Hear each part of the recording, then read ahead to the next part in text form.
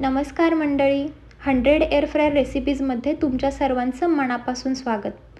आज मी तुमच्यासाठी घेऊन आली आहे एक अतिशय खास आणि हेल्दी रेसिपी.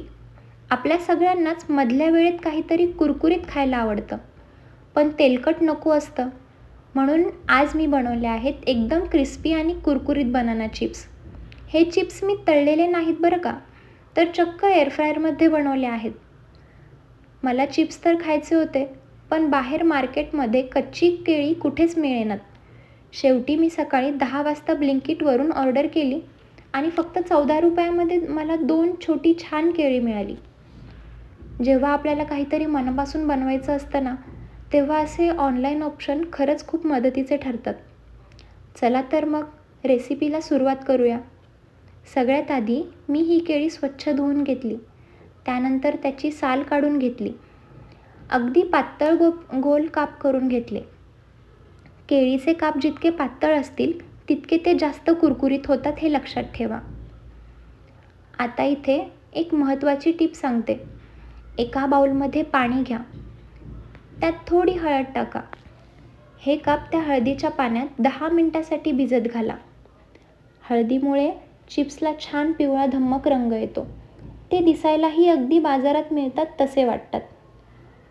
10 मिनिटांनंतर हे काप पाण्यातून बाहेर काढा आणि टिश्यू पेपरवर पसरून ठेवा.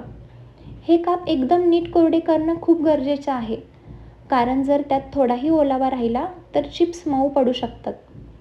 काप पूर्णपणे कोरडे झाल्यावर मी एअर फ्रायरची बास्केट घेतली आणि त्यात हे काप एका शेजारी एक व्यवस्थित मांडून घेतले. वरून अगदी थोडं तेल ब्रशने लावलं, जेणेकरून त्यांना छान चकाकी येईल. त्यानंतर 185 डिग्री आणि 10 मिनिटासाठी एअर फ्रायर सेट केला आणि हे आपलं बास्केट एअर फ्रायरमध्ये ठेवून दिलं. आणि हे बघा, आपले गरमागरम आणि सुपर क्रिस्पी बनाना चिप्स तयार झाले आहेत. याचा आवाज ऐका.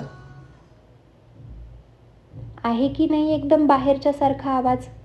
हे चिप्स तुम्ही मुलांच्या डब्यातही देऊ शकता किंवा चहाच्या सोबतीला तर हे अप्रतिम लागतात.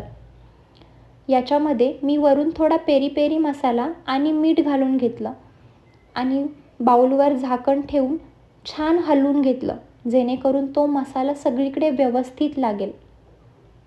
बाहेरच्या पाकिटात खूप तेल आणि प्रिझर्वेटिव्ज असतात. त्यापेक्षा घरी बनवलेले हे एअर फ्रायर चिप्स कधीही उत्तम आणि हेल्दी. तुम्हाला ही रेसिपी कशी वाटली कमेंटमध्ये मला नक्की कळवा. जर तुम्हाला असेच व्हिडिओ आवडत असेल तर लाईक करा, शेअर करा आणि आपल्या चॅनलला सबस्क्राईब करायला विसरू